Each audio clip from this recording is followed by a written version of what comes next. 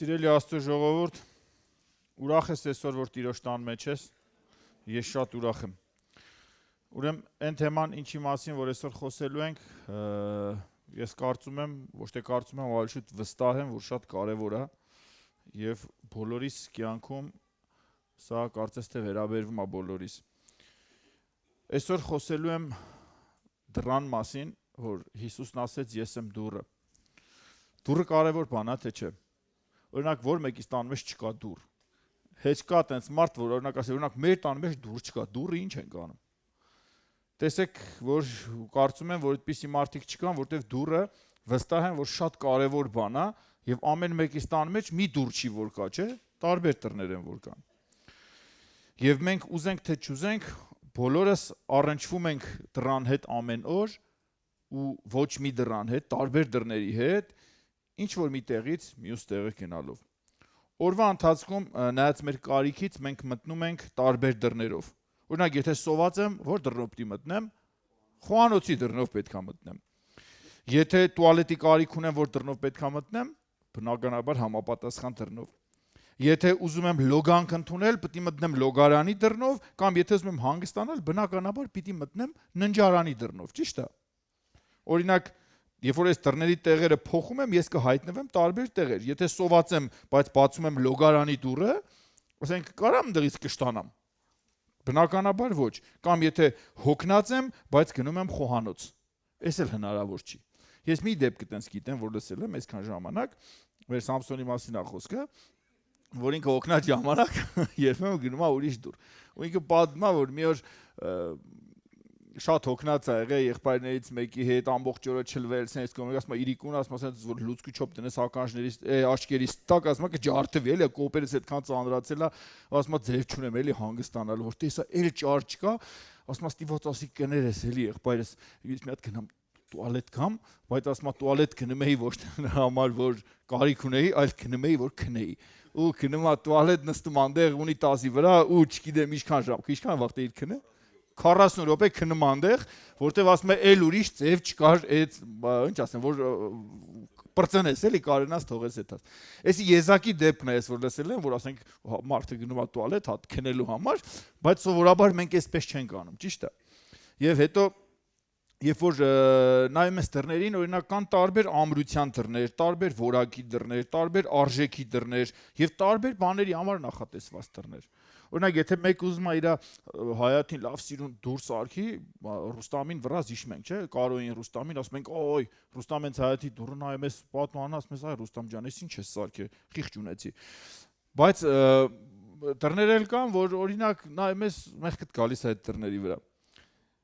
Օրինակ գոմի համար հեչ ինչ որ մեկը կա, որ պոպոքից սիրուն դուռա սարքե քանդակներով ու նախշերով ու տարե դրի իրանց գոմի վրա։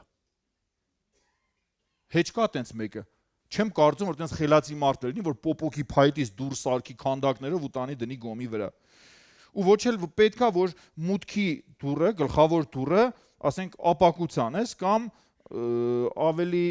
վատ տարբերակը կամ այս շոր կախես։ Պատկերացրա, ասենք ելել ես տնից տեղ ես եթնում, շոր է, էլի։ Շորը կախեցիր, մեխից գցեցիր ու գնացիր։ Նորմալ է, էսի թե չէ։ Բնականաբար ոչ։ Մեր հայերը սովորություն ունեն, չէ՞ որ դուռը փակում են, բանալին կամ կախում են այդ բանի վրա, այդ սյան կողքը կամ դնում են այդ կովրիկի տակ։ Դա բոլոր հայերի են, լավ, չասեմ բոլորը, բայց մեծամասամբ մանավանդ մեր մեծերը շատ են օգտվում կամ կախում են կողքից կամ դնում են կովրիկի տակ։ Ինչը դառնում է կողերի համար շատ հանգիստ դուռը բացելու միջոց։ Ուրեմն մի հատ հետաքրքիր պատմություն կա, մտածում էի պատմեմ թե չպատմեմ, բայց կարծում եմ ճիշտ կհասկանաք, պետք է որ պատմեմ, իմ գլխով անց է։ Ուրեմն այդ շորից դռան մասին, որ ասում էի, մի օր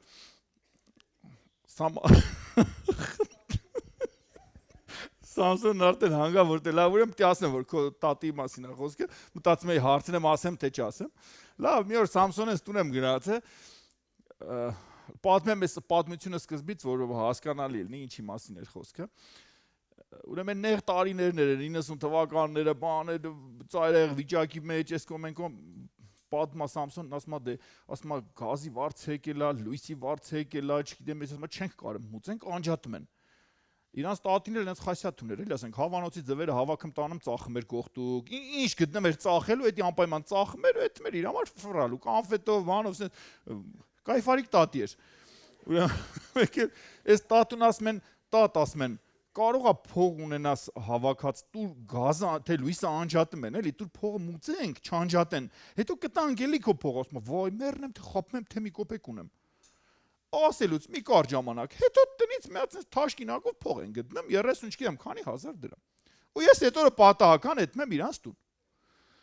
Թե մարդ ես, ասենք, պիտի մնային, դե տուալետ գնացի։ Իրանց այդ տուալետի այդ ապակին էլ կոտրվել էր,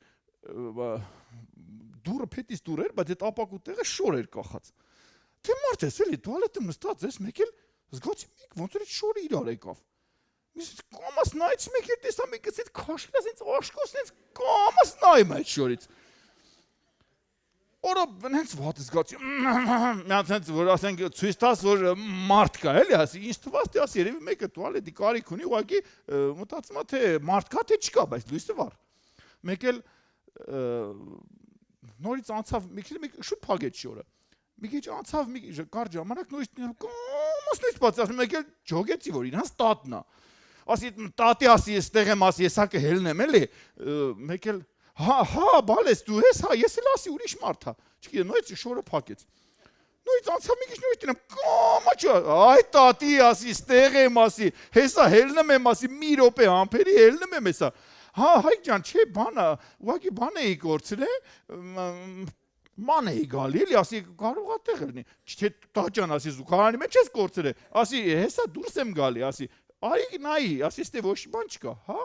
Մեկ էլ նորից փագեց, նորից տնամ շորը կամած, այ տատի արդեն մի կռիվ եմ անում, մեկ էլ չկա ես տատուն բռնի տանի ենքում, տատի ասում եմ, խայտարակ արիր, համբերի հելնում եմ, փող եմ կորցրել, փողս դու ես գտե, դու ստե փողս։ Արա այ տատի, փող չեմ գտե, խաբար չեմ այդ փողից։ Էդ ինչա ձեռդ։ Ձեռս է տուալետի թուղթը, մեկ էլ այ տատի բաբի բազար է այդում էլի։ Բացը տուալե ես թուղթա տուալետի, այ ես դրա մեջ էր պատատած փողս դուր։ Հմի, էլ սենց էլ չի բացել, քաշ է վարագույրը սենց լրիվ մինչ է վերջ, փողս դուր, հենց դրա մեջ էր փողս պատատած։ Խայտարակ արեց, եթե այդ ժամանակ մարկար աղբերը չգար, թևից բռներ զորով տաներ երու, արդեն դուրը բացում էր գարանցի, տես ամասուդան էր, որ փողս դուր։ Հմի հելել եմ ընգել այդտեղից փողս դուր, վերջը։ Մինչև նոր ընդ մարկար աղբերը ջղայնացավ, ասեց բան ասեց, քեզ ասում էինք փողը դուր, ասում էիր մեռնեմ, թե փող ունեմ, չէ։ Փողը չկա, փողը մենք ենք գտե, ես էլ արդեն լույսերի վարձը մուծել եմ։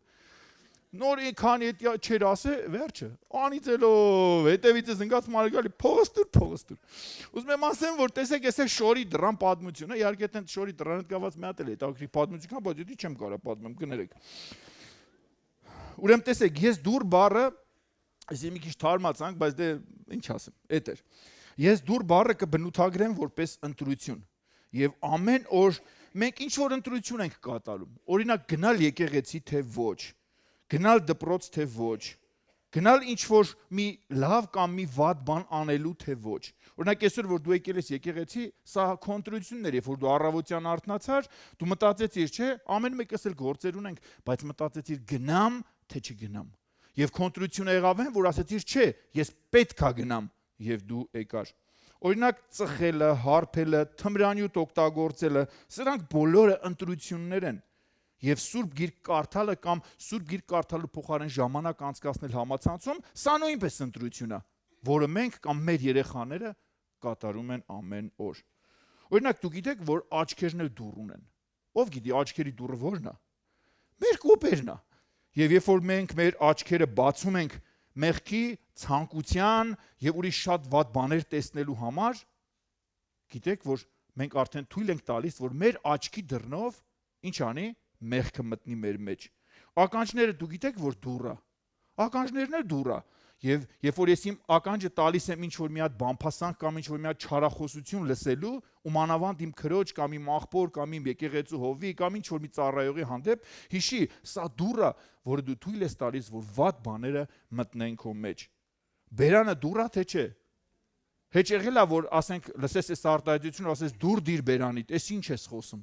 չափավորի քեզ, ես ինչ ես խոսում, կամ արդյոք դու քրիստոնյա վայել ես խոսում, ես ինչ վատ բառեր ես օգտագործում, միթե Աստված կուզենար, որ դու այսպես օգտագործեիր, կամ երբ որ ես հայոյանք եմ անում, կամ երբ որ ես չարախոսում եմ։ Այսինքն սա է դուռը, որ երբ որ ես օգտագործում եմ վատ նպատակի համար, սա արդեն պատկերացրեք, թե ինչ է դառնում։ Իսկ լեզուն էլ չասեմ, թե որտեղից է սկիզբ առնում։ Կամ խելքը դուռ ունի, թե չէ։ Այս արտահայտությունն էլ ենք, չէ՞, մենք հաճախակի լսում ասում, դուռ դիր խելքի տախպեր, ես ինչ ես ասում, կամ ես ինչ ես մտածում։ Այսինքն շամա խելքին էլ կարելի է դուռ դնել։ Ես երեխա էի ու հիշում եմ մի հատ ասած մեջս չգիտեմ չի վառ մնացել է այդ պահը, երբ որ մեկ եկել էր մեր տուն, մանտիս նոր էր դուս եկե, ու էդի են նեղ ժամանակներն էր, որ շատ մեծ դժվարությունների ու փորձությունների միջով էինք անցնում, երբ որ գյուղում չկար հավատքի ընտանիք կամ մի քանի հոգի էին, այդ մի խոսքով եւ ֆիզիկապես նեղություն, աղքատություն եւ նաեւ հալածանք բոլոր կողմերից։ Հիշում եմ, որ մեկ եկել էր մեր տուն ու հորս խելք ու խրատ էր տալի, որ ասում էր իր անկերու հետ, հեսա ես կգամ, նոր դռներ կբացեմ ձեր առաջ, նոր հնարավորություններ կբացեմ, փիլիսոփայություն էր անում սենց։ Ես երեխայի, բայց այդ մարդի, չգիտեմ, այդ վատ կերպարը իմ մեջ տես տպավորված մնար, ու այդ նոր դուռը, նոր դռներ կբացեմ, այդ արտահայտությունը մնաց իմ մեջ տպավորված։ Իհարկե հետո, երբ որ մտնում ես մի կարճ ժամանակ հետո այդ մարդը արդեն էլ չկար, հիմա որ մտնում ես գերեզմանոց, այդ մարդին կարաս այնտեղ հանդիպես։ Իր անիմաստ ապրած կյանքը մնաց, բայց այն մարդը, որ ընտրեց ճիշտ դուռը, բացեց ճիշտ դուռը, գնաց Քրիստոսի հետևից, անկախ հալածանքների, նեղությունների կամ չարչարանքների, այսօր վստահ եմ, որ ինքը երկնքում ունի մեծ վաստակ։ Քիչ մարդիկ կան, որ փնտրում են եւ գտնում են նեղ դուռը, որ փնտրում են ու գտնում են փշոտ ու քարքարոտ ճանապարհը, բայց շատերն են, որ այսօր վազում են դեպի լայն դուռը, վազում են դեպի ընդարձակ ճանապարհը, որի վերջ Աստվածաշունչը մեզ սովորացնում է, որ ինչա, կորուստ։ Շատերի կյանքերը կործանվեցին, երբ նրանք սխալ դուռ բարձեցին եւ սխալ դռնով ներս մտան։ Օրինակ խաղատան դուռ հեչով է բացը։ Խաղատան դուռ երբեք բացած չկամ։ Երբեք խաղատուն մտած չկամ, երբեք 100 դրամ ինչ որ, չգիտեմ, ստավկա արած չկամ, այդ վիվարո տոտո չեմ, երբեք չեմ արել ու երբեք չեմ էլ անի։ Երբեք չեմ արել։ Բայց այսօր մարդիկ կան, որ եւ որ այդ չարաբաստիկ դուռը բացեցին ու մտան ներս, կորցրեցին իրանց ամբողջ ունեցվածքը, թե տուն, թե մեքենա, թե աշխատանք, թե ընկերություն, թե բարեկամություն, անգամ մարդիկ եղան, որ իրանց կյանքին վերջ տվեցին պարտքերի պատճառով։ Գիշերային ակումբի դռներ։ Այսօր մարդիկ կան, որ անցնում ես ճանապարհով, ես մեր կարմիր կամուրջի մոտով մեկ էլ տենում ես երեկոյան հավաքված, սենց մեկ կռիվա, մեկ չի զզվանք եմ ապրում անգամ նայելով։ Երբեք բացած չկամ ու երբեք չեմ բացի այդ չարաբաստիկ դուռը։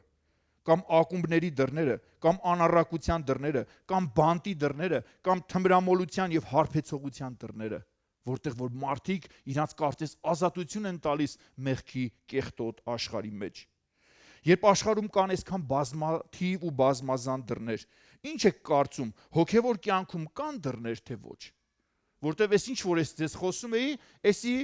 նախաբանն էր ինչի մասին ես որ խոսում էի, այսօրվա իմ թեման լրիվ ուրիշ դռան մասին է խոսքը լինելու։ Ընտրությունը քիչ է, ես ձեզ կասեմ, որ ոչ։ Աստվածաշունչը մեզ տալիս է այնքան բազմազան դռներ, որ կզարմանաք, որ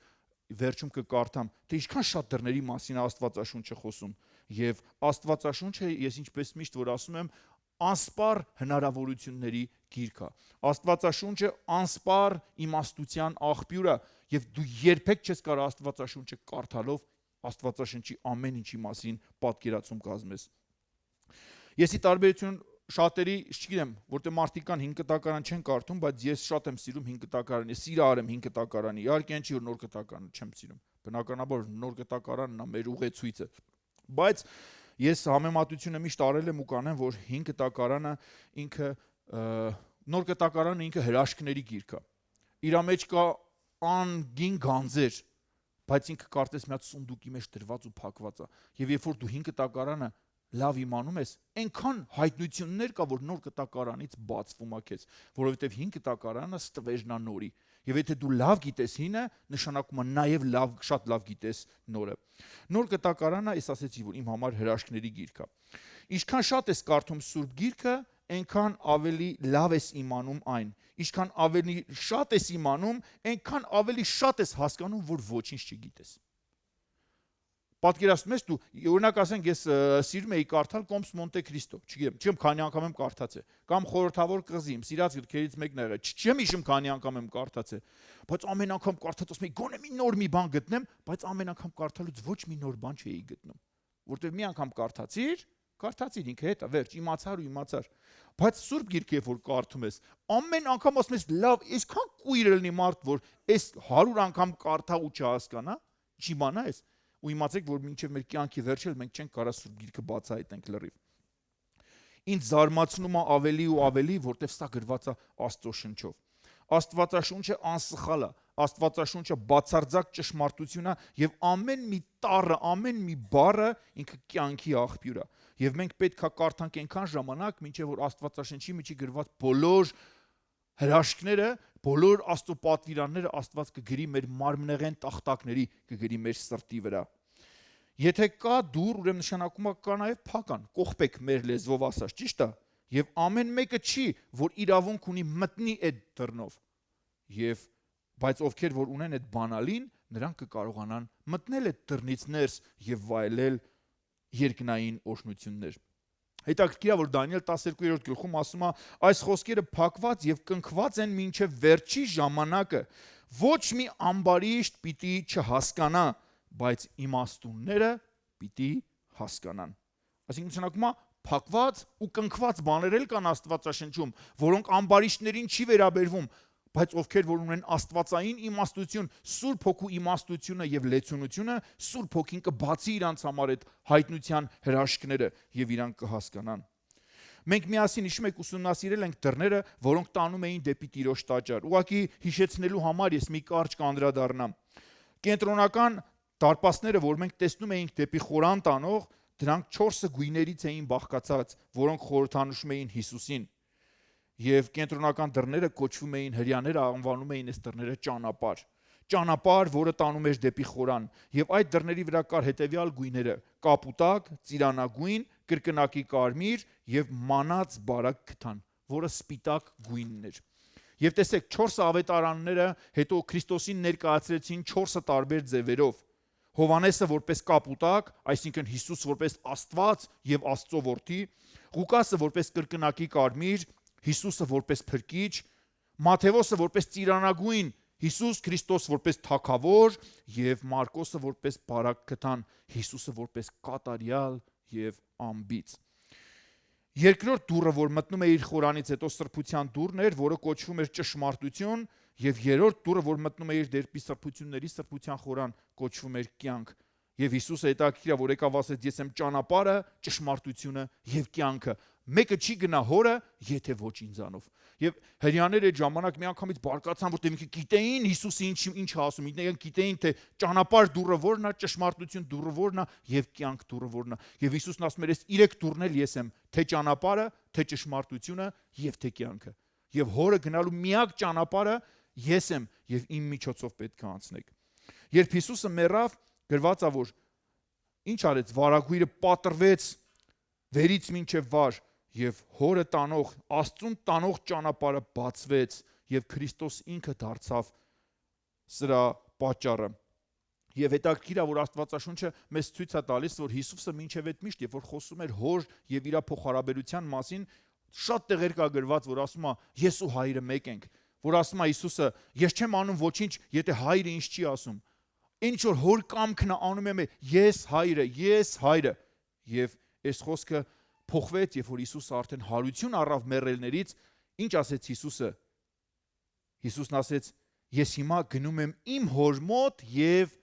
ձեր հոր մոտ։ Այսինքն Քրիստոսը իր մահվամբ եւ իր հարությամբ ինչ արեց, խռովարար եւ ամբարտավան մարդուն հաշտեցրեց կատարյալ Աստծո հետ։ Եվ Հայրը արդեն դառավ նաեւ մեր Հայրը, եւ այսօր մենք հորը աղաղակում ենք Աբբա Հայր եւ ունենք դրա իրավունքը, որտեղ Քրիստոս տվեց մեզ այդ իրավունքը։ Առաջին անգամ Աստվածաշնչում դռան մասին որտեղ է խոսում, ով կարանձի հիշեցնի։ Որտեղ է խոսում առաջին անգամ Աստվածաշնչում դռան մասին։ Ես էլ մտածեցի ու գտա։ Եվ գիտեք որտեղ է, Ծննդոց գրքում։ Երբ որ Աստված Ադամին ինչ արեց, վռնդեց Եդեմական պարտեզից դուրս եւ Աստվածաշունչը ասում է, որ Ծննդոց 3:24-ում է. Եվ արտաքսեց Ադամին եւ Եդեմի պարտեզի դիմացի կողմիցը դրեց քերովբեներին եւ ամեն կողմը դարձող բոցեղեն սուրը կենաց ծառի ճանապարհը պահելու համար։ Այսինքն Աստված քերովբեներին դրեց բոցեղեն սրով եւ ինչ արեց, փակեց դեպի կենաց ծառը, դեպի կյանքի ծառը տանող ճանապարհը։ Այսինքն առաջի անգամ որ փականք դրվեց, սա Եդեմական պարտեզում էր։ Եվ հետաքրքիր է, որ ուխտի տապանակի վրա եւ հետո Սողոմոնի կառուցած տաճարում մենք հաճախ ենք հանդիպում քերովբեների եւ քերովբեները հիմնականում գտնվում էին տապանակի վրա եւ սրբության խորանում։ Եվ խորհրդանշում էին, որտեղ քերովբեները կարծես ցույց էր տալիս այն պահպանությունը, որ քերովբեներն են պահպանում դեպի կյանքի տանող ճանապարհը, դեպի ուխտի տապանակը, որը Քրիստոսն էր։ Իսկ ինչ էր ուխտի տապանակի մեջ։ Ուխտի տապանակի մեջ մանանան էր, ես եմ կյանքի հացը, Հիսուսն ասեց, ուխտի տապանակի մեջ 10 պատվիրաններն էին, որոնք Աստծո շունչն էր եւ Աստծո օրենքը, եւ ծաղկող գավազանն էր Ահարոնի, որը ցույց էր տալիս, որ Քրիստոսին է պատկանում իշխանությունը թե երկնքում եւ թե երկրի վրա, եւ թե դժոխքում, որտեղ Քրիստոս հաղթեց նաեւ սատանային։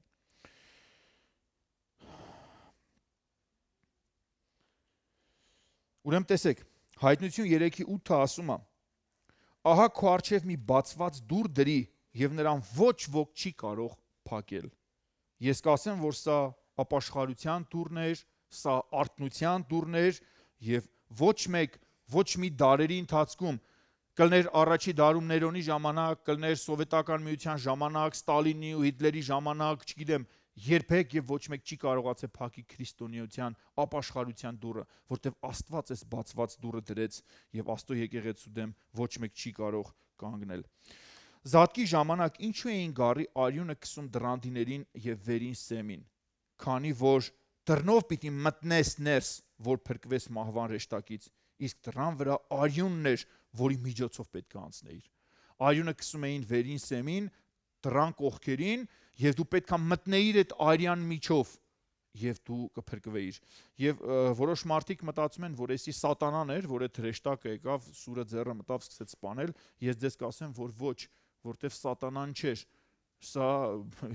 ինձ թվում է, որ Տիրոջ հրեշտակն էր, եթե ոչ ավել։ Եվ հետաքրքիր է, երբ որ հրեշտակը մտնում է, ինչ անում, ինքը ման է գալիս։ Եվ եթե չկա արյունը Քրիստոսի, որը պետք է արդարացներ քեզ, որը պետք է սրբագործեր քեզ, ուրեմն նշանակում է դու կմեռնես։ Այսինքն Քրիստոսի արյունն է մեր միակ պատճառը փրկության, մեր միակ միջոցը մաքրման։ Եթե հանենք Քրիստոսի արյունը մեր վրայից, այդ մահվան ռեշտակը կմտնի այսօր ցանկացած մեկիս տուն եւ հաստատ լավ չի լինի։ Բաբելոնի գերությունից հետո կարիք կար, որ վերականգնվեր Երուսաղեմի պարիսպները եւ դռները, որոնք քանդված էին եւ այրված էին, եւ քանդված եւ այրված էր նաեւ Տիրոջ տաճարը։ Երուսաղեմ քաղաք մտնող դռների մասին գրված է Նեեմիա 3-րդ գլխում։ Ես չեմ կարդա, որտեվ շատ մանրամասն այնտեղ նկարագրում է, եւ Երուսաղեմ քաղաքը եւ պարիսպները քանդվել եւ փոփոխությունների են ենթարկվել շատ անգամներ։ Քաղաքը չի մնացել իր մշտական չափսերով եւ տարբեր թագավորների ժամանակ այն փոփոխվել է։ Փոփոխվել են նաեւ դռները եւ դռների անունները։ Բաբելոնի գերությունից հետո դրանց անունները հիշատակվում են հետեւյալ ձևով։ Առաջինը ձորի դուռ, աղբի դուռ, աղբյուրի դուռ, ոչխարների դուռ, ձկների դուռ, հին դուռ, ջրի դուռ, արևելյան դուռ, անկյան դուռ կամ առաջին դուռ, որը հիշատակված է Զաքարիա 14:10 խոսքերում։ Տեսեք, այդ կարմիր սլակները, որ դրել եմ, դա հենց այդ դռների տեղն է, իհարկե էսի Երուսաղեմ քաղաքի ներկա քարտեզն է։ Ներկա քարտեզն է, որոնց անունները փոփոխվել է, հետո սրանց մասին հեսա մի քիչ հետո կխոսեմ։ Ներկա պահին Երուսաղեմը ունի նույնպես դռներ։ Եվ ի տարբերություն Նեեմիայի ժամանակվա 10 դռների, հիմա հին Երուսաղեմ քաղաքը ունի 8 դուռ, որտեղից որ դու կարող ես մտնել ներս։ Եվ դռների անունները փոփոխվել է, տեսեք։ Հերովդեսի դուռ, վերևից եկեք գանք, այն անկյան դուռն է, տեսեք։ Հերովդեսի դարպաս կամ դուռ, Արիուծի դուռ, ոսկյա դարպասներ, Աղբի դուռ, Սիոնի դուռ, Յաֆայի դուռ, Նոր դուռ եւ Դամասկոսի դուռ։ Հին Երուսաղեմը հիմա ունի այս տեսքը։ Ներկա պահին Հին Երուսաղեմը բաժանված է 4 մասերի եւ տեսեք ինչ թաղամասեր են սրանք։ Մուսուլմանների թաղամասը ամենամեծն է, այդ կանաչ կողքերով որ նշված է, որտեղ որ գտնվում է նաև Սողոմոնի տաճարի այդ ամբողջ տարածքը, որը հրեաների համար համարվում էր ամենամեծ սրբատեղին, հունական կամ քրիստոնեական թաղամասը, որը որ կարմիր նշվածն է այդ վերևից ձախ, հայկական թաղամասը այդ ծիրանագույն ընդգծվածն է եւ հրեական թաղամասը, որը այդ կապույտ ընդգծված այդ մի փոքրիկ մասն է, որը հին Երուսաղեմից մնացել է հրեաներին։ Եվ հրեաների տարածքում չի գտնվում Սողոմոնի տաճարը եւ իր այդ ամբողջ այդ սրբությունների տեղը, որ կար Երուսաղեմում։ Այսօր մենք կփորձենք մի փոքր ուսումնասիրել այս դարպասները եւ նրանց նշանակության մասին եւ ներկա պահին Երուսաղեմ քաղաք հնարավոր է մտնել 8 դռներով, ինչի մասին որ ես ձեզ ասեցի։ Առաջի դուռը Առյուծի դարպաս։ Էսի հենց այդ դարպասի նկարագրությունն է։ Առաջին դուռը Առյուծի դարպասն է։ Ներկա դարպասը վերակառուցվել է 1538-ից 1539 թվին Սուլթան Սուլեյմանի կողմից։ Հրեաները անվանում են այս դուռը ոչխարների դուռ, արաբները ցեղերի դարպաս։ Հիսուսի ժամանակ այս դարպասները չկային։ Այս կառուցվել է մի փոքր ավելի ուշ։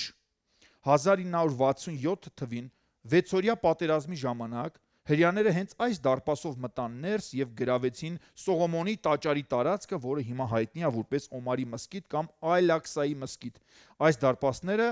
միակ բաց դարպասներն են արևելյան կողմից։ Արևելք, արևմուտք, հյուսիս եւ հարավ, այսօր այս մասին ահագին կավական գառնեմ, հիշեք, որ սրանք շատ կարևոր բաներ են, թե որ կողմից որ դարպասն է գտնվում։ Հաջորդը Հերովդեսի դարպաս։ Լավ, էսի անցնենք։ Էսի այդ նույն Առյուծի դարպասներն է։ Հաջորդը Հերովդեսի դարպաս։ Երկրորդ դուռը Հերովդեսի դարպասն է եւ այս դարպասները նույնպես կառուցվել են 1539 թվին եւ այս դարպասները մուսուլմանական թաղամաս տանող հիմնական դարպասն է։ Հրեաները այն անվանում են ծաղիկների դարպաս, քանի որ ցուցանակի վրա վայրի վարդ է աճում եւ վերևը տեսեք այն կլորը որ կա ինքը ծաղիկի տեսք ունի քանդակված, նաեւ այդ քանդակի պատճառով են սա կոչում Հերովդեսի դարպաս։ Եվ Հերովդեսի դարպաս ինքը Հերովդեսի ժամանակաշրջանում է կառուցվել, դրա համար ինքը նաեւ կոչվում է Հերովդեսի դարպաս։ Իհարկե վերակառուցվել է 1539 թվին, էլի թուրքական Սուլթան Սուլեյմանի կողմից։ Երրորդը Դամասկոսի դարպաս։ Ուրեմն այս դարպասը Դամասկոսի դարպասը արաբերեն, ուրեմն արաբները անվանում են հաղթանակի դարպասներ։ Անվանվում է նաև Սյունի դարպաս, հրեաները այն անվանում են Սյուքեմի դարպաս։ Այս դարպասները երկրորդ տաճարի ժամանակաշրջանում դրանք ծառայում էին որպես քաղաքի գլխավոր մուտք։ Այն կործանվեց հռոմեացիների կողմից եւ կրկին վերակառուցվեց 117-ից 138 թվականներին խաչակիրները, ուրեմն այս դարպասները անվանում էին նաև Ստեփանոսի դարպաս։ Այս դարպասները վերակառուցվել են մի քանի փուլով 11-րդ, 12-րդ եւ 13-րդ դարերում։ Ներկա դարպասը ուրեմն 1537 թվին կառուցվել է Սուլթան Հոյակապի կամ Սուլթան Սուլեյմանի կողմից։ Այսինքն թուրքերը, ինչի մասին որ մենք վերջում անդրադառնալու ենք, Երուսաղեմի այս ամբողջ պարիսպներն ու դարպասները իրանք շատ մեծ դեր են ունեցել կառուցելու մեջ։ Հետո կառնենք, թե որն է իրանց ախորժակը հիմա։ Այս դարպասներին հասնելու համար պետք է աստիճաններով ցած իջնես։ Տեսեք։ Պետք է աստիճաններով ցած իջնես, որ կարողանաս մտնել ներս։ Այս դարպասները շատ սիրուն են, այս դարպասները գտնվում են հյուսիսային կողմում դեպի Դամասկոս տանող ճանապարհի վրայա։ Չորրորդը նոր դարպաս։ Ուրեմն նոր դարպասները սրանք են դարպասներն են, որ նախկինում չեն եղել։ Այն կառուցվել է արդեն շատ ուշ 1898 թվին Սուլթան Աբդուլ Համիդի կողմից եւ Գերմանիայի իմպերատոր Վիլհելմ II երբ որ ինքը ճնշում գործադրեց Օսմանյան թուրքերի վրա, ուրեմն էսի այդ ժամանակ է կառուցվել, որպեսզի ինքը առանց խոչընդոտի հանգիստ մտնի քաղաքի քրիստոնեական թաղամաս։ Այսինքն ինքը պետք է գար մտներ քաղաքի քրիստոնեական թաղամաս, բայց դե գիտեք էլի, խո ինքը չէր մի փոքր հեռու էթար մտներ, դրա համար իր համար հատուկ դարպաս կառուցեցին, որ ինքը դեռ ուղիղ գա ու ուղիղ մտնի։ Հաջորդ հանցնենք։ Ուրեմն Յաֆայի կամ Ջաֆայի դարպասներ, որը նաև անվանվում է Քեբրոնի դարպասներ։ Այս դարպասները նայում են դեպի արևմուտք, դեպի նավահանգիստ տանող դարպասն է, այդ պատճառով էլ նավահանգստի անունով կոչվում է հիմա Յաֆայի դարպասներ։ Այս դարպասները քրիստոնեական եւ հայկական թաղամասեր տանող դռներից մեկն է։ Այս դարպասները մոտ է գտնվում Դավթի աշտարակը։ 1898 թվին այս նույն Վիլհելմ II իմպերատորը Գերմանիայի ինքը պետք է գար Երուսաղեմ եւ պետք է մտներ Երուսաղեմ քաղաք։ Եվ թուրքերը իրանք շատ շահագրգռված էին, որ գերմանացիների հետ իրանք դաշինք կնքեն ռազմական եւ ամեն բան անում էին, որպեսզի գոհացնեն Վիլհելմ II-ին։ Եվ այս Վիլհելմ II-ն էր ինքը ոնց ասեմ, մնաց մի հատ մարդ էր եւ ասում է, որ այդպես մի հատ խոսք կար, լեգենդ կար, որ ով որ մտնի Երուսաղեմ քաղաք սպիտակ ձյու վրա նստած, ինքը կտիրի քաղաքին, ինքը կիշխի այդ քաղաքի վրա։ Սպիտակ ձյու վրա նստած պետք է մտներ քաղաք։ Հայտության թղթերում սպիտակ ձյու վրա նստած ուրիշ մենք ավելի ման ենք տեսնում, չէ՞։ Սատանան միշտ ինքը ուզում է ինքը լինի այդ մեկը, բայց այդպես չի։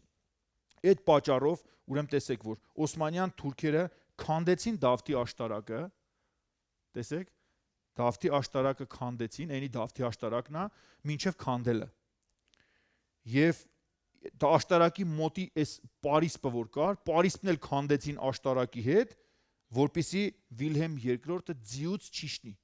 Ինքը ձյու վրա նստած, սպիտակ ձյու վրա նստած մտնի քաղաք, որ ինքը պետք է իբր թե տիրեր ամբողջ Երուսաղեմ քաղաքի վրա։ Այսինքն ինքը կարծես թե իրան Աստված էր զգում Երուսաղեմ քաղաքում։ Տեսեք, էսի ներկա պատկերն է, որ արդեն էլ չկա Դավթի աշտարակը, ու այդ Պարիսպի հատվածը քանդված է այդ մի անբանի պատճառով։ Սուլթան Սուլեյմանը այս դարպասները անվանեց ընկերոջ դուռ։ Այս դարպասները կոչվում էին նաև Դավթի դարպասներ կամ Քեբրոնի դարպասներ, նաև Դավթի աղոթքի խորշ կամ Դավթի աղոթքի խոռոչ, մինչև քանդելը։ Արաբները կոչում են ընկերոջ դարպասներ եւ նրա համար, որ Աբրահամը եւ Սառան թաղված են Քեբրոնում եւ նա Աստծո սիրելին էր եւ բարեկամը Աբրահամը։ Քեբրոն անունը առաջ Կարիաթ Արբա էր եւ Դավիթը Քեբրոնում թագավորեց 7 տարի 6 ամիս եւ Հուդայի վրա եւ Քեբրոնում օծվեց թագավոր 12 ցեղերի վրա։ Այն անվանում են նաեւ Աստծո սիրելիի դուռ, երկրորդ մնացորդած 27 խոսքերում է ասում, որտեվ գրված է քո սիրելի Աբրահամը, հայերենում գրված է քո սիրելի Աբրահամ, իսկ ռուսերենում նայել եմ գրված է քո ընկեր Աբրահամ։ Այսինքն թե Աբրահամին կընդունեք որպես Աստծո սիրելի, թե կընդունեք Աբրահամին որպես Աստծո ընկեր, կարծում եմ, որ երկուսն էլ շատ կարևոր է։ Հաջորդը Սիոնի դարպասն էր։ 6-րդ դարպասը Սիոնի դարպասն է եւ այս դարպասով կարելի է մտնել հայկական եւ քրիստոնեական թաղամաս։ Այս դարպասները գտնվում են Սիոն սարի մոտ եւ Սիոն սարի մոտ է թաղված նաեւ Դավիթ թագավորը։ Դարպասների շինարարությունը ավարտվել է 1538-ից 1540 թվականներին, ներկա դարպասների մասին է խոսքը։ Արաբները այն անվանում են Դավիթ մարգարեի դարպաս, որտեղ Դավիթ թագավորին արաբները մինչև հիմա էլ իրանք հարգանքով են վերաբերվում որպես Աստծո մարգարե։ Սուլթան Սուլեյմանը Պարիսպի շինարարության ժամանակ սպաներ տվեց բոլոր ճարտարապետներին, քանի որ նրանք Դավիթ թագավորի գերեզմանը եւ աշտարակը դուրս էին թողել տարածքից։ Սիոն սարը Դավիթ թագավորի գերեզմանով Սուլեյմանի ճարտարապետները դուրս թողեցին ներկա Երուսաղեմի տարածքից, որ ինչը դարձավ պատճառ, որ Սուլեյմանը բոլոր ճարտարապետներին սպանեց, ով որ Դավիթ մարգարեի գերեզմանը եւ Սիոն սարը դուրս էր թողել Երուսաղեմ քաղաքից։ Ինչի քարտեզը հետո ցույց կտամ։ Իսկ գերեզմանը գտնվում էր Սիոնի դարպասներից մի փոքր հեռու։ Սիոնի դարպասի քարերի վրա պարզ երևում է 1948 թվականի պատերազմի հետքերը, որոնք մնացել են գնդակների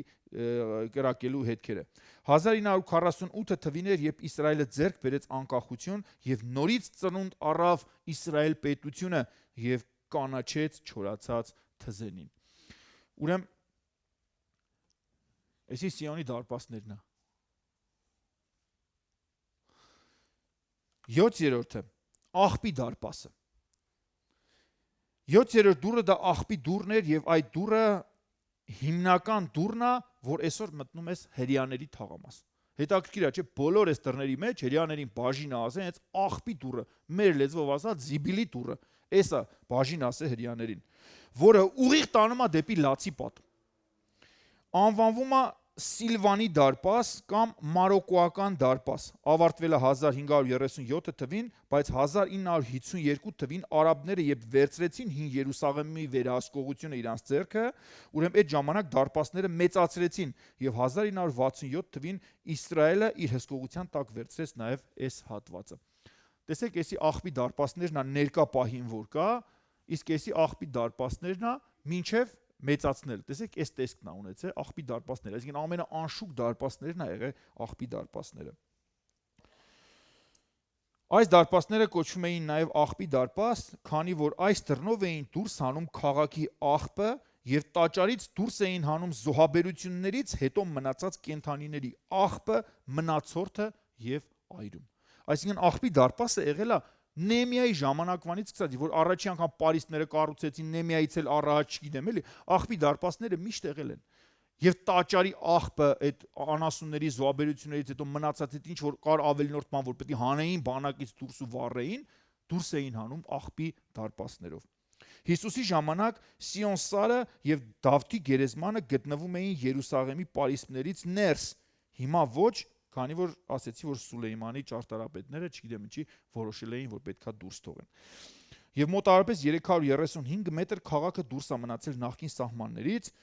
եւ պարիսպը եւ դռները վերակառուցվել են արդեն ոչ իրանց տեղում։ Տեսեք, այս քարտեզը Google-ից եմ ես սկրինշոթ արել ու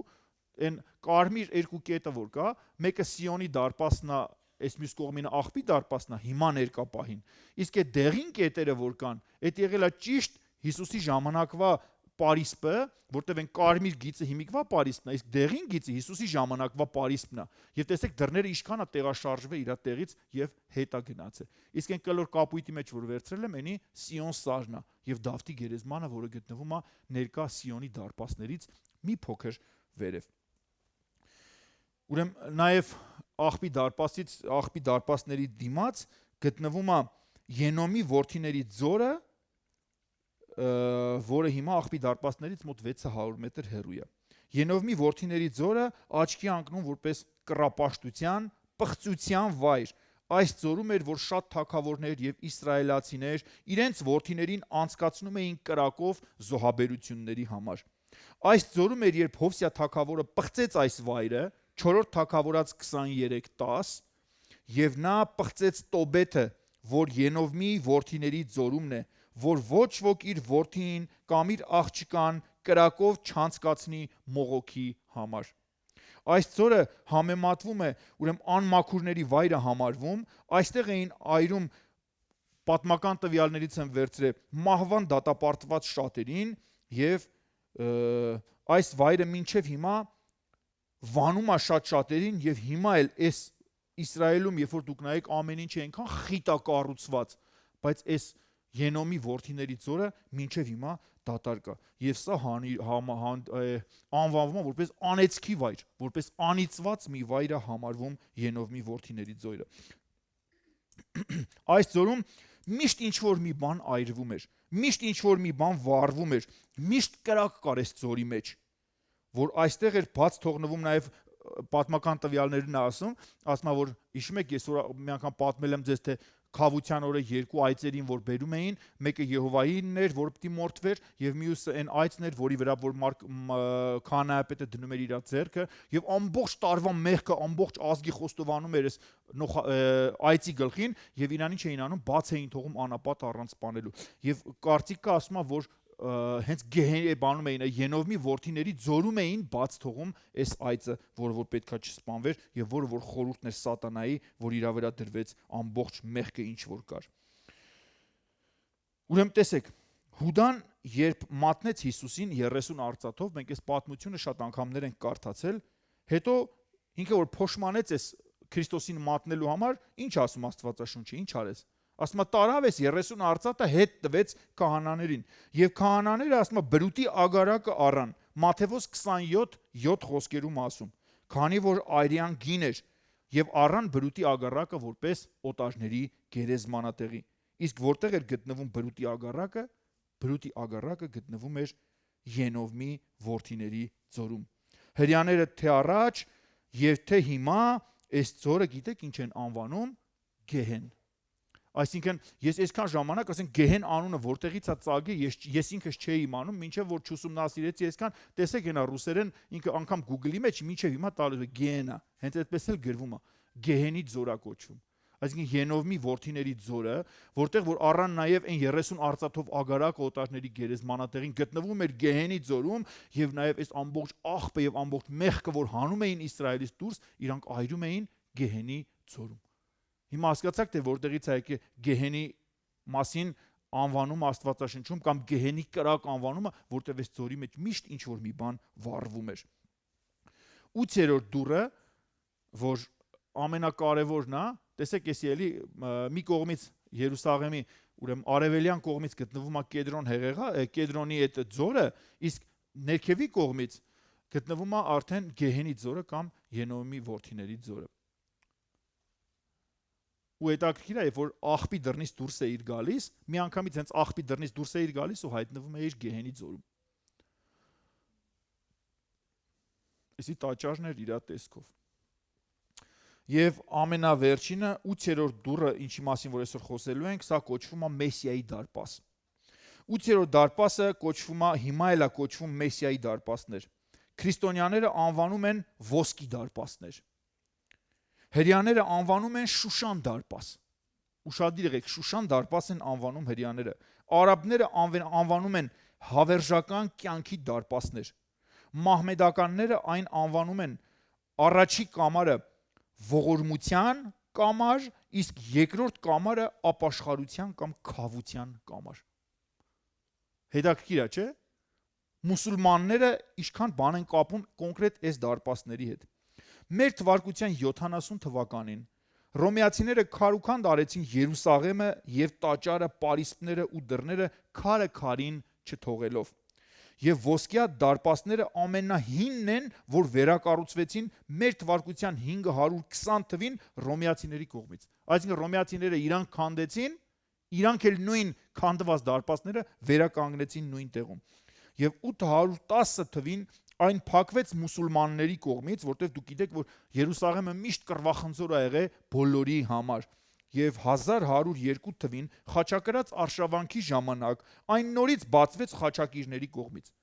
Եվ խաչակիրների կողմից էլ էր այս դարպասները մնում փակ, եւ տարեկան 2 անգամ էին բացում, մեկ Զատկի տոնին, մեկ էլ չգիտեմ ինչ առիթի ժամանակ էին բացվում այս դարպասները։ 1541 թվին Սուլթան Սուլեյմանը, Օսմանյան կայսրության ղեկավարը, վերակառուցեց Երուսաղեմի պարիսպները նորից եւ դռները ու զմրսեց ոսկյա դարպասները եւ այն փակ է մնում մինչեւ այսօր։ Այս դարպասները որ տեսնում եք մի, էսի Սուլթան Սուլեյմանն է զմրսե, քարերով անենցա քարերը իրար մեջ շարել տվե, որ կարծես թե ինքը մի պատ լինի, բայց այս դարպասները միշտ չի որ փակ ա եղել։ Եվ հետաքրքիր է, որ Մատթեոս 21:8-9 խոսքերում խոսում է Հիսուսի հաղթական մուտքը դեպի Երուսաղեմ։ Եվ ինչպես է նկարագրում Աստվածաշունչը։ Եվ խիստ շատ ժողովուրդներ իրենց հանդերձները ճանապարհի վրա փռեցին։ Ուրիշներն էլ ծառերի ճյուղեր էին կտրում եւ ճանապարհին փռում։ Եվ առաջից եւ հետևից գնալով ժողովուրդները աղաղակում էին եւ ասում. Օվսաննա Դավթի որդուն, օրհնյալ է նա Տիրոջ անունով եկողը, Օվսաննա բարձրունքներում։ Ղուկաս 19-րդ գլխում ասում է, որ աշակերտներն էին իրանց հանդերձները փռում Հիսուսի ոտքերի տակ եւ անգամ իրանք հանդերձները փռեցին էշի վրա եւ Հիսուսին հեծացրին էշի վրա։ Ինչ է նշանակում Օվսաննա, ով կարա ասի։ Օվսաննա նշանակում է, Օվսաննան համարվում է եբրայերեն կարճ աղոթք, որը նշանակում է աղերսանք, նշանակում է փրկիր մեզ հիմա, փրկիր մեզ հենց հիմա։ Դու պատկերացնում ես ամեն անգամ որ դու ասում ես Օվսաննա, դու եբրայերեն ասում ես, որ աղոթք ասա, որ նշանակում է Տեր, փրկիր մեզ հիմա, հենց հիմա փրկիր մեզ։ Եվ հետաքրքիր է, որ այդ ժամանակ էր, երբ որ գոռում էին աշակերտները Օվսաննա, երբ որ ժողովուրդը գոռում էր Օվսաննա, եւ էսի մենակ Հիսուսի հանդիսավոր մուտքը չէր Երուսաղեմ։ Դուք գիտեք ինչ օր էր, երբ որ Հիսուսը պետք է մտներ Երուսաղեմ։ Նաև սա այն օրն էր, երբ որ զատկական գառը քահանան ինքը պետքա բերեր, եւ որտեւ ամսի 10-ին ըստ Աստծո խոսքի զատկական գառը բերում էին հանդիսավոր ձեւով ամբողջ Իսրայելն էր հավաքվում, որպիսի տոներ 10-ից սկսած թե ինչպես է գառնուկը բերվում, տաճար, ինչպես է ընտրվում, ինչպես պետքա 3 օր 4 օր իրան պետքա ընտրեին, որպիսի ոչ մի թերություն չլիներ իր վրա, եւ հենց այս ժամանակ էր նաեւ որ Մեսիան էշի վրա նստած ինքը մտնում էր տաճար, մտնում էր ծառայողական այն դռնով, որտեղ որ պետքա ընտրվեր զատկի գառը։ Եվ ամբողջ ժողովուրդը որոշները Քրիստոսին ճանաչելով եւ հասկանալով էին կոռում Օվսաննա, բարձրերում Օվսաննա թագավորին։ Որոշներն էլ ուղղակի գառնուկի մուտքներ ասում էին ահա Աստծո գառը, որ բերում էին զատկի համար։ Այսինքն ամբողջ Իսրայելն էր հավաքվել այդ ժամանակ եւ տոնում էր Քրիստոսի մուտքը դեպի Երուսաղեմ, որոշները հասկանալով եւ որոշները չհասկանալով։ Ապրիլի 10-ին։ Եվ տեսեք, դրանից հետո Հիսուսը ինչ արեց։ Այս ուրախ օրով գրված Աստվածաշունչը, որ ասում է Հիսուսը լացեց Երուսաղեմի վրա, չէ՞, ու ասեց. Երուսաղեմ, Երուսաղեմ, քանի անգամ ես ուզեցի հավաքել ձեզ, ինչպես թուղթն է հավաքում իր ցակերին թևերի տակ, բայց դուք չուզեցիք։ Եվ Հիսուսի խոսքն էր, որ ձեր երկիրը ինչ պիտի անի, ավերակ պիտի մնացես։ Այսինքն Քրիստոսը տեսնում էր այն ինչ որ պետքա լիներ ընդամենը տարիներ հետո, որ պետքա քանդվեր քարը քարի վրա չմնալով, եւ որ պետքա միլիոնավոր հրյաներ սպանվեին, եւ Իսրայել պետությունը պետք է դադարեր գոյություն ունենալ երկրի վրա որպես ազգ։ Երբ Հիսուս Քրիստոսը մտավ Երուսաղեմ, նա մտավ Մեսիայի դարպասներով։ Հիմա դու կասես, ինչ գիտես, որ մտավ Մեսիայի դարպասներով, որը ուղիղ տանում էր դեպի տաճար։ Տերը մտավ տաճար եւ այն տեսավ ավերված, տեսավ, որ ինքը վերածվել էր ավազակների որջի, այնինչ գրված էր, որ սա աղոթքի տուն պիտի կոչվի։ Տեսեք, այս այդ նույն Մեսիայի դարպասներն է հենց հիմա։ Զատկից առաջ առևտուրը եռում էր։ Ոնց որ մեր մոտ է հիմա զատկից առաջ առևտուրը եռում։ Ճիշտ եմ ասում, թե չէ, նման է, որ հավի ձուն այս տարի բարձրացել էր 220-ից մինչև 250 դրամ մի ձուն։ Մարդ կար, այս մի քանի օր առաջ բողոքվում էր ինձ զատկից առաջ, ասում էր, այդ ձուն ելելա, չգիտեմ ինչքան, ասի չես պատկերացնի, այնքան ուրախ եմ, որ թանկացել է ձուն։ Հնշի, անի ես ինչ մի լավ բան եղել, ասի պետք է զատկի օրով ձուն հանեն 1000 դրամ, 5000 դրամ տիմի ձուն հանեն։ Բան ինչ ես տենց ասում, ասի որտեվ եթե մարդը խելք ունի, ինքը կմտածի, որ ձուն ինչ կապ ունի զատիկի հետ։ Իսկ եթե դու մտածում ես, որ ունի ուրեմն գնա 5000 դրամ տուր մի հատ ձուն առ։ Շատ լավ են անում թանկացնողները, որ թանկացնում են։ Հետո թանկացնում են բոլոր այն մարդկանց համար, ովքեր որ Աստվածաշունչ չեն կարդում եւ չեն հասկանում, որ պետք չի ոչ ձուն երկել, ոչ ձուկ ուտել այդ օրը, ոչ բանջար տապակել խառը չամիչով, բրինձով, չգիտեմ ինչով։ Մեկը կար բողոքում էր, որ այս ինչ թանկավոր այդ մարևտուր անելու։ Ես ասի մի արա, ասի, ով է քեզ ասե որ անես, ասենց անում։ Հա բայց ախր մեկը պետք է լինի մեզ սովորացնի, որ չանենք։ Ասի ես հենց մի քեզի սովորացնում եմ, մի արա։ Ու բացատրեցի ինչի, բայց ինքը նորից գնաց առևտուր անելու։ Այսինքն այդ մարդին չէ հետաքրքրում ես իրան ինչ եմ սովորացնում։ Այդ մարդին այդ օրը պետք էր չամիչը բրինձով, պետք էր ձուկը, թարխունը, չգիտեմ ամեն ինչը։ Մտել եմ այդ բանջարեղենի խանութ, այդ բանջարեղեն ծախող տղեն ասում, ասում, այ ախպեր ասում, գժանոց էր երեք, այ ախպեր ասում, մտնես դե տենա իր ասում, 4000 դաստա կանաչի եմ ծախել։ Ասում իրար են ծեծում, այ ախպեր կանաչի տան, ասում հեսօր եկեք առեք, այսօր էլ մարդ չկա։ Ես գնացել էի նոր նեի կանաչի առնը, որ մարդ չկար, որտեղ ինձ այդ կանաչին չէր հետաքրքրում զատկի օրը։ Եվ տեսեք ինչ ասում։ Այդ ժամանակ էլ առևտուրը եռում էր։ Եվ պատկերացրեք Հիսուսը, որ մտավ տաճար ու սկսեց քանդել, չէ, աղավնի վաճառողների, այդ բիրժայի սեղանները, լումայափոխների, ինչի համար, որտեվ զատկի օրն էր, եռում էր տաճարը, լիքը ժողովուրդ էր լծված, առևտուրերը թմել գնա գալիս եմ։ Դրա համար մարդիկ այդ օրը ինչ առևտուր, ինչ բազար էր ընդեղ էթում։ Եվ Հիսուս հենց այս ժամանակ էր, որ մտավ ընդեղ ու քանդեց, ավիրեց, ասեց, գրված է սա աղոթքի տուն պիտի կոչվի, բայց դուք վերածել եք ավազակների որջի։ Այսօր մենք մեր կյանքերը վերածել ենք, մեր երկիրը վերածել ենք ավազակների որջի։ Եթե այսօր Մեսիան մտնի Հայաստան, միթե նույնը չի ասելու մեր երկրի համար, որ թողած կենթանի Աստված պաշտությունը, թողած իրական զատկի գառը գնացել եք ձվի, հավի ու չգիտեմ ցկան հետևից։ Եզեկիել 44:1-3 խոսքերը ասում է. Եվ ինձ ետ դարձրեց դեպի սրբարանի ճանապարհով, որ նայում է դեպի արևելք։ Ուշադիր եղեք, արևելք բառը այսօր ասեցի, որտեվ Մեսիայի դարպասները գտնվում են արևելքում, դեպի արևելք, եւ նա կղբված էր։ Կղբված էր, գիտեք որ նա փակված էր, գոցված էր։ Եվ Տերը ասեց ինձ. այս դուռը կղբված պիտի մնա, չպիտի բացվի, նրանով չպիտի մտնեն, որովհետև Իսրայելի Տեր Աստվածը մտավ նրանով, ուրեմն կղբված պիտի մնա։ Սա մարգարեությունն էր, որ Եզեկիել մարգարեն մարգարե անում էր։ Հիմա հասկացաք, թե ինչի համար այս դռները փակ։ Այսինքն մարդկա կարող է մտածի ասի, դե թագավորոսն մարգարեությունն էր, որ պետքա կատարվի, որ այս դռները փակ պետք է մնա, ինչի համար, որովհետև մեր Տեր Աստվածը, որովհետև Քրիստոս այս դարպասներից մտավ ներս Զատկի օրը։ Իսկ այս դարպասները այնպիսի դարպաս չէր, որ ամեն մեկ այս դարպասներով կարենար մտներ։ Սա ծառայողական դարպասներ էր, եւ այս դարպասներով մտնում էր մենակ իշխանը, մտնում էր հատուկ օրերին, այս դարպասները միշտ չէր, որ բաց էր, շաբաթօրներ բացվում, չի Աստվածաշունչ, որ կարդաք, այնտեղ շատ ավելի մանրամասն է տալիս այս դարպասների մասին։ Հիմա հասկացաք, թե ինչի համար է այս դուռը փակ մինչև այսօր, որտեղ Աստվածը այդպես որոշել։ Հետաքրքիր պատմություն կա, որը պատմությունը արձանագրել է։ Սուլթան Սուլեյմանը, լինելով թուրք մուսուլման, բայց հավատում էր քրիստոնեական եւ հրեական շատ բաների։ Եվ ինքը հավատում էր, որ մի օր Մեսիան պիտի գա,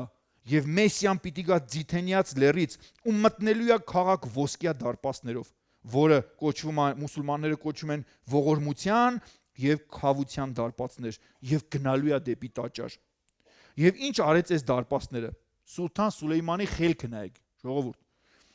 Ինչ արեց այս դարպասները, փակեց ու զմրսեց եւ դրա դիմացը թաղեց իր բոլոր մեռած մուսուլման զինվորներին իրանց զենքով ու զրահով հանդերձ։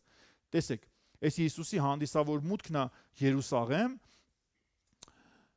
եւ այսի երբ որ տաճարը երբ որ դու բացում ես, տեսեք, այս դարպասները ուղիղ նայում էր դեպի տաճարին։ Այսինքն ուրիշ ոչ մի դարպաս չկար, որ ասենք ինքը այսքան մոտ, որտեղ միանգամից ոսկյա դարպասներից, Մեսիայի դարպասներից ենքում Տիրոջ տաճարն էր, եւ Հիսուսը մտավ այս դարպասներից միանգամից Տիրոջ տաճար, ծառայողական դարպասներից որպես քահանայապետ եւ նաեւ որպես Զատկի կար։ Եվ տեսեք ինչ անում է Սուլեյմանը, ինքը իր բոլոր զինվորներին բերում թաղում է զենքով ու զրահով այս ոսկյա դարպասների դիմաց, եւ ինչի համար, որ երբ որ Մեսիան գա, իր զինվորները հարություն առնեն եւ կռվեն Մեսիայի դեմ եւ չթողեն, որ Մեսիան մտնի քաղաք։ Պատկերացնում եք, այսի թուրքի խելքն էր, որ Քրիստոս չմտնի քաղաք, բայց Քրիստոսը արդեն մտել էր քաղաք, չէ՞, հանդիսավոր մուտք եղել էր, եւ հաջորդ անգամ, երբ որ Քրիստոսը պետքա գա, ինքը նորից պետք է մտնի քաղաք, ու չի բացառվում, որ հենց այս դարպասներով նորից պետք է մտնի։ Եվ այս անգամ էլ երևի փակ են պահում, որ Քրիստոսի հազարամյա թագավորությունը չի գա։ Նախ հավատալով, որ գերեզմանատեղին հրյաների համար համարվում է անմաքուր վայր, պատճառներն եմ ասում, եւ Մեսիան չի մտնի մի տեղով, որտեղ որ անմաքրություն է, քանի որ Մեսիան ինքը նույնպես համարվում է որպես քահանայապետ։ Եվ տեսեք, Աստծո խոսքը մեզ ինչ է ասում, թե ինչպես է լինելու Քրիստոսի մուտքը։ Զաքարիա 14-րդ գլուխ 4-ից մինչև 12 խոսքերը կարդալու եմ։ Այն օրը նրա ոտքերը կանգնած կլինեն Ձիթենյաց լեռան վրա, որը Երուսաղեմի դիմաց է, եւ դեպի արևելք, եւ Ձիթենյաց լեռը միջից է կպատրվի դեպի արևելք եւ արևմուտք, խիստ մեծ հովիտ կլինի, եւ սարի կեսը կքաշվի դեպի հյուսիս, իսկ կեսը դեպի հարավ։ Եվ դուք իմ լեռների ձորը կփախչեք, որովհետև լեռների ձորը մինչև ասալ պիտի հասնի, եւ դուք պիտի փախչեք, ինչպես որ Հուդայի Ոզիա թագավորի ժամանակ փախակ երկրաշարժից։ Եվ իմ Տեր Աստվածը պիտի գա, բոլոր սուրբերը քեզ հետ, եւ այդ օրը լույս չի լինի, ոչ ցուրտ եւ ոչ սառնամանիք։ Մի օր կլինի Տիրոջը հայտնի, ոչ ցերեկ եւ ոչ գիշեր։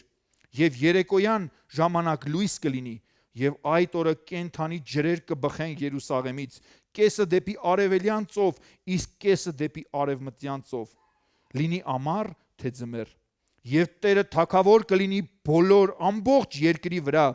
այդ օրը Տերը մեկ կլինի եւ նրա անունը մեկ։ Ամբողջ երկիրը դաշտավայրի պես պիտի դառնա, Գաբայից մինչև Ռիմոն, Երուսաղեմի հարավային կողմը եւ Երուսաղեմը պիտի բարձրանա եւ իր տեղում մնա Բենյամինի դարպասից մինչև առաջին դարպասի տեղը, մինչև Անկյան դարպասը եւ Անանայելի աշտարակից մինչև թագավորի հնձանները, եւ պիտի բնակվեն նրանում, այլևս նզովք չի լինի, եւ Երուսաղեմը ապահով պիտի բնակվի։ Եվ սա պիտի լինի այն հարվածը, որով Տերը պիտի հարվածի բոլոր ժողովուրդներին, որոնք պատերազմեցին Երուսաղեմի դեմ։ Նրանց մարմինը պիտի հալվի, մինչև իրենց ոտքերի վրա կանգնած են։ Նրանց աչքերը պիտի հալվեն իրենց խոռոչներում, եւ նրանց լեզուն պիտի հալվի իրենց բերանում։ Եվ այդ օրը նրանց մեջ Տիրոջից մեծ խռովություն պիտի լինի, եւ ամեն մարդ պիտի բռնի իր ընկերոջ ձեռքը, եւ նրա ձեռքը պիտի բարձրանա իր ընկերոջ ձեռքի դեմ։ Եվ այսպես շարունակում է։ Ուրեմն հիմա պատկերացրեք, թե ինչա տեղի ունենալու։ Այս այդ գերեզմաններն այլի, որ ասեցի, կարաք նայեք տարբեր կողմերից։ Եվ ըստ Աստծո խոսքի եւ ըստ մարգարեությունների հրյաները նորից պիտի բացականչեն, օրհնյալ է նա, որ գալիս է Տիրոջ անունով։ Ամեն։ Հրյաները պիտի բացականչեն, օրհնյալ է նա, որ գալիս է Տիրոջ անունով։ Եվ Մեսիան կգա նորից իր սուրբերի հետ եւ կթագավորի երկրի վրա 1000 տարի։ Աստվածաշունչը մեզ էսա սովորեցնում։ Հիմա հասկանում եք, թե ինչի համար է Թուրքիայի նախագահ Էրդողանը, հեսա նկարը գցել եմ, որ լավ տեսնեք, թե ինչի համար է ինքը այսօր մեծ խոսում։ Նորությունները բացեք, կարդացեք, ինձնից ավելի լավ կարաք ինֆորմացիա իմանաք։ Եվ ասում է, մենք այն ետ ենք վերցնելու, Այլաքսա մսկիթը կամ Օմարի մսկիթը ազատագրելու մասին է խոսում այս մարդը։ Ասում է 48 ժամվա մեջ խոստանում է գրավել Թել Ավիվը։ Ասում է, մենք արաբների նման չենք, որ չկարողացան հրյաներին Իսրայելին հաղթել 48 եւ 67 թվին։ Նա երդվում է, որ կոչնչացնի Իսրայել պետությունը։ Ինքն է երդում։ Ուշադիր եղեք այս խոսքերը։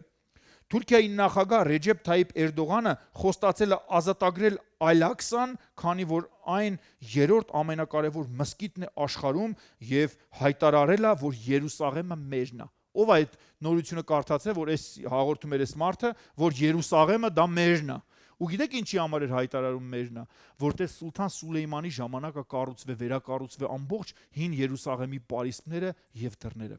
Եվ դրա համար ինքը հայտարարում է, որ Երուսաղեմը էդի մերն է, մերը, եւ Օսմանյան կայսրության տարածքները վերականգնելու մասին է խոսում։ Եվ թուրքերը դա անելու են, ժողովուրդ։ Թուրքերը եւ նրանց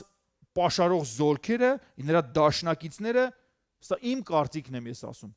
գնալու են Իսրայելի վրա, որտեվ Աստվածաշնչում մարգարեությունների մեջ գրված ասում է, եւ հյուսիսից եկավ հարձակումը, հյուսիսի թագավորությունը, Իսրայելի հյուսիսը գիտեք որն է։ Իսրայելի հյուսիսը Սիրիան ու Թուրքիան։ Սիրիան դե ինչ, Սիրիան այսօր հենց ջախջախվես, Իրան չի կարասկի, Իրան պահի ու մնաց հարձակվի։ Ով է Իսրայելի հյուսիսը? Թուրքիան։ Եվ այսօր Թուրքիան է հոխորտում, որ ինքը պետք է գրավի Իսրայելը։ Եվ Թուրքիան իր այսօրվա այս Թուրանի ծրագիրը որ կա, որի նաև զոհը դարձանք մենք, չէ, այս կարճ ժամանակ առաջ, որ այսքան մեր անմեղ երեխեքը գնացին ու կոտորվեցին, եւ սա թուրքական Թուրանի ծրագիրն է, որ իրանք իրագործում են։ Եվ էսի իրանց ծրագիրն է, տեսեք, իրանք թուրքերենը գրած է, որ մինչև 2050 թվականը իրանք նախատեսել են թուրքերը, որ այս կարմիրով նշված այս բոլոր տարածքները Օսմանյան կայսրության, լեն կողմներ չեն նստել Ղազախստան, Ուզբեկստան, Կիրգիզստան, դրանք սա թուրք են, դրանք հենց բնիկ թուրքեր են, որ ապրում են այնտեղ, որ լինելու է մերը։ Եվ այս կայսրապաշտական, ինչ ասեմ, ձգտումը ունի այս թագավորը, որ ինքն ուզում է իրան դլնի Սուլթան Սուլեյմանի տեղը, որտեվ Օսմանյան կայսրությունը ինքը իր ամենածաղկուն ժամանակը եղել է Սուլթան Սուլեյմանի ժամանակ։ Եվ ինքը իրան համարում է երկրորդ Սուլթան Սուլեյման, որը նորից պետք է այս կայսրությունը վերականգնի եւ պետք է հետաքրքիր է, որ երբ որ նայում էի քարտեզը, նայեք տեսեք, լրիվ նշված է կարմիր, մենակ Իսրայելն է, որ չի նշված։ Յանի մենք սա գրավելու ենք բացի Իսրայելից։ Բայց սրանից առաջ ուրիշ բաներ ասում, որ Իսրայելը պետք է գրավենք։ Հիմա ինչ եք կարծում, օրինակ ասենք այս քարտեզը որ հրապարակ, առաջի բանը էս որ նայեցի, սա գիտեք ինչ է նշանակում։ մնացած բոլոր ազգերը թող զգուշ մնան, մենք մեկը հասնելու ենք, հрьяաներ ջան, դուք արխային եք, չէ, Իսրայելի հետ կապված ոչ մի բան չունենք, նպատակ չունենք, նայեք, մենակ Իսրայելը չեն նշել կարմիր, գիտեք սա ինչ է նշանակում ըստ ինձ, որ հենց Իսրայելը պետք է լինի թիրախում, այսինքն դու արխային մնա, բայց հենց Իսրայելն է լինելու թիրախում, գիտեք ինչի համար, որտեվ հայտնության թուղթը մեզ սովորացնում է հետևյալը եւ ասում է, որ Պերգամոնում էր գտնվում սատանայի աթոռը, ճիշտ է, հայտնության եկեղեցիներ, իսկ Պերգամոնը որտեղ է? Թուրքիայում։ Եվ ինչ պետք է անի ները հակաքրիստոսը, որ գա ինքը ինչ պետք է անի։ Ինքը արդեն էլ չի ուզում Պերգամոնում նստի, ինքը ուզում է իր աթոռը տեղափոխի որտեղ? Դեպի Սուրբ քաղաք, դեպի Երուսաղեմ։ Այսինքն հավանականությունը դուք որ մի երկրինն է, որ ինքը պետք է գնա Իսրայելի վրա։ Ըստ ես իմ կարծիքն եմ ասում, որտեղ Աստվածաշնչում գրված է Հյուսիսի թագավորությունը, բայց սա Թուրքիան է, ոնց ուզում ես նայի։ Այո, Աստված այս ամբարտավան եւ արժանախում ազգը մինչեւ հիմա հանդուրժում է, քանի որ Մեսիան պիտի փառավորվի նրանց միջոցով։ Նրանց պահել է մորթվելու օրվա համար, բոլոր այն արյունների, բոլոր այն ցեղասպանությունների, բոլոր այն ջարդերի համար, որ Թուրքիա պետությունը իրականացրեց ամբողջ երկրագնդի վրա, եւ Թուրքիա պետությունը կործանվելու է գերբնական ձևով։ Մենք արդեն կարդացինք, որ Մեսիան գալու է եւ թագավորելու է սուրբերի հետ միասին։ Իսկ գիտեք թե ովքեր են այդ սուրբերը, որոնց հետ Մեսիան պետք է գա։ Դրանք բոլոր այն ննջեցյալներն են, որ ըստ Աստծո խոսքի պետք է հարություն առնեն մեռելներից Քրիստոսի գալու ժամանակ։ Դրանք են բոլոր քրիստոնյաներն են, ովքեր որ հարս եկեղեցին պատրաստ սպասում է երկրի վրա, որ պետք է միանա Մեսիային, պետք է միանա թագավորին, եւ միանալով թագավորին եւ Մեսիային իրանք Մեսիայի հետ պետք է գան։ Եվ բոլոր Աստծո հավատարիմ քրիստոնյաները պիտի տեսնեն այս պատերազմը։ Ջանք արա, որ դու էլ դառնաս հարս եկեղեցու մի մասը։ Ինչ են անում եւ ինչ են անում Իսրայելում մինչեւ հիմա, տեսեք։ Հիմա ասում ենք, էսի Ձիթենիաց լեռնը, ուշադիր եղեք նայեք, սա Ձիթենիաց լեռնը։ Հիշում եք, որ Հիսուսը խոսում էր կրով սպիտակեցված գերեզմանների մասին, որ ասում էր մեջը լցված է գարշությունով, չնայած դրսի Ձիթենիաց ամբողջ լեռը վերածված է գերեզմանոցի։ Դու պատկերացնում եք, այս ինչ է նշանակում։ Եվ ուրեմն տեսեք, այս Ձիթենիաց լեռը ուշադիր նայեք, հենա գտնվում է Մեսիայի դարպա, ասենք ոնց որ Ձիթենիաց լեռն էր, անցնում է իր այդ ձորը, Կեդրոնի ձորը ու Մեսիայի դարպասներն էր։ Այս այն լեռն էր, որտեղ որ Հիսուսը միշտ աղոթքի էր գնում իր աշակերտների հետ։ Բայց այսօր այնտեղ էլ աղոթելու տեղ չկա, որտեղ մենակ գերեզմանոց է։ Ես կարծես թե այն տեղը, որտեղ որ Հիսուսը սիրում էր առանձնանալ աղոթքի մեջ, դարձել է արդեն պղծության ինչ-որ մի վայր։ Եվ տեսեք, այդտեղ հետաքրքիր է, որ ես որ մտա նայում էի այդ տվյալները, մի հոգի թաղելու համար այդտեղ մի հատ տեղ, որ մի հատ սանտիմետրով, որ եւ կարող է կուչեկած էլ դնեն, սկսվում է $100,000-ից։ Այստեղ են ամենափախած տեղը, որ չգիտեմ, այն ծայրամասերում ինչ որ միտեղ կարող է գտնեն, միտեղ քեզի խցկեն, $100,000-ից է սկսվում ու վերև ինչքան ասես։ Ու բայց էսի ոնց որ թե քեզ գարանտիա է տալի, որ դու անպայման հարություն կառնես մեռելներից, վերջ։ Եթե քեզ տարան ընդ թաղեցին, վсё, հարությանը դարձել լուծված է։ Որտեվ Մեսիան գրված է պետք է գա, ես կարդացի, չէ, որ պետք է գա արևելքից, պետք է գա Ձիթենիա ծարից, պետք է գա ոնց որ էս բաները, Մեսիան եկա վերջ, հարություն առնում ես, ելնում ես ու սաղ նորմալ է։ Դրա համար այսօր մարտիկ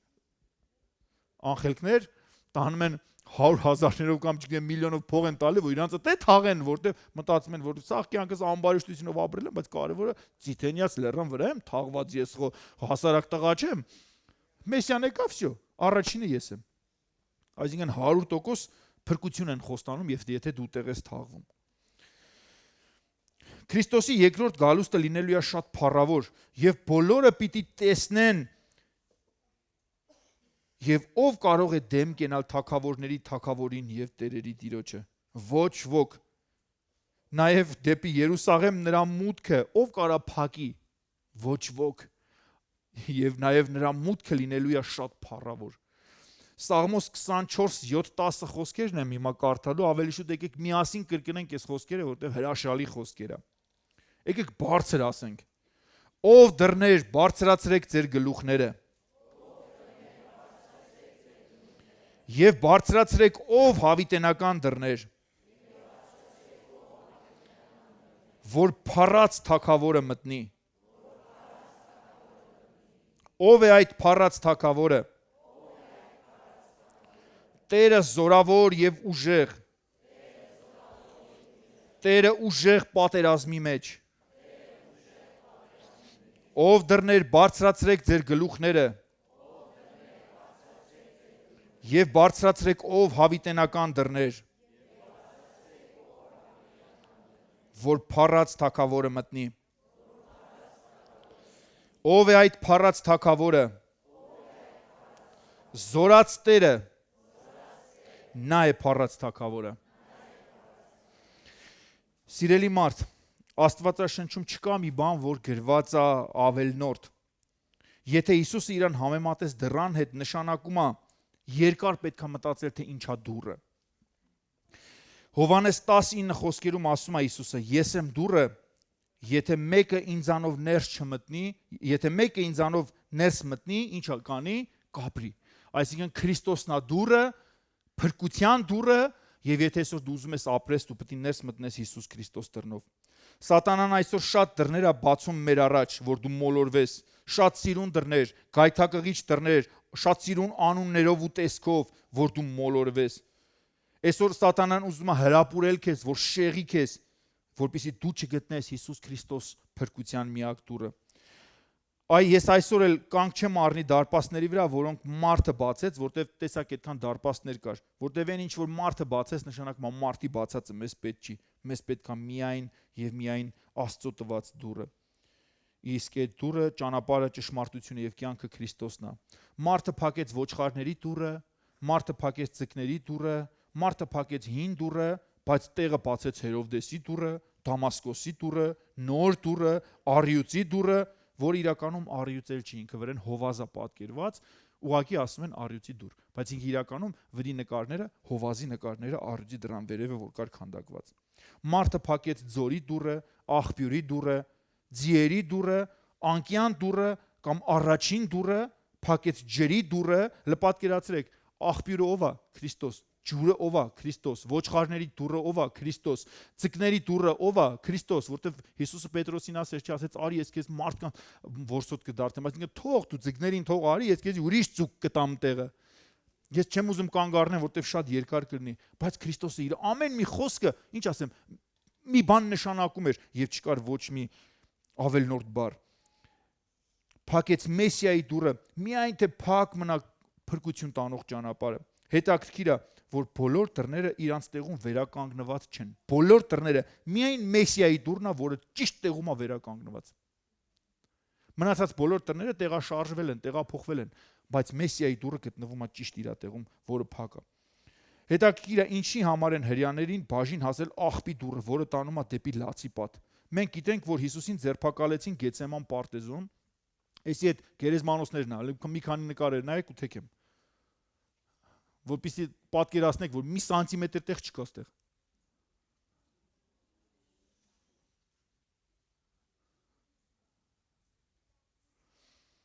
Այսի այդ դարպասներն էր, այսի արդեն Հիսուսի ժամանակվա եղած տարածքն է։ Այսի Հիսուսի ժամանակվա եղած տարածքն է։ Եվ տեսեք։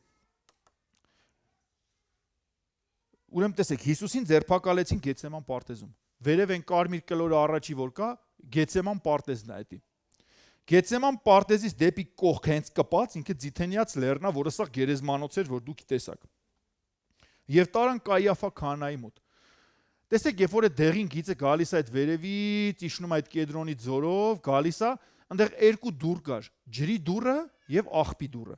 Ջրի դռնով քաղաք մտնել հնարավոր չէր, որտեվ քաղաքի Դավթի աշտարակի այդ մոտ բանից սկսած, այդ Պարիսպ կար կառուցած, այսինքն մինչև տաճար Պարիսպով փակեր, այսինքն ջրի դռնից հնարավոր չէր մտնել դեպի քաղաքի մեջ, որտեվ դա հին Պարիսպներ, որ հետո քաղաքը մեծացել էր ու հին Պարիսպը դեռ կար եւ տեղից հնարավոր չէր։ Այսինքն միայն հավանական դուռը, որ բաց էր, որ կարելի էր այդտեղից մտնել քաղաք ու գնալ դեպի Կայիաֆայի տուն, սա աղբի դուռն էր, որ պետք է մտնեին։ Այսինքն Քրիստոսին ձերբակալեցին Գեցեման պարտեզում եւ եկան ու մուտք գործեցին աղբի դռնով եւ մտան Կայիաֆայի տուն։ Իհարկե սա մոտավոր բանակցված, ինչքան որ կարացել եմ ես թե Աստվածաշնչից եւ թե պատմական տվյալներից անեմ։ Կայիաֆայի տնից հետո ինչ արեցին։ Հիսուսին տարան այդ տարան Այծյան եւ այդ վայրը կոչվում էր Կաբաթա, որի տեղը անհայտ է, բայց ըստ տվյալների տալիս են, որ տաճարի այդ վերևի մասներ, այնտեղ որտեղ որ նշել եմ,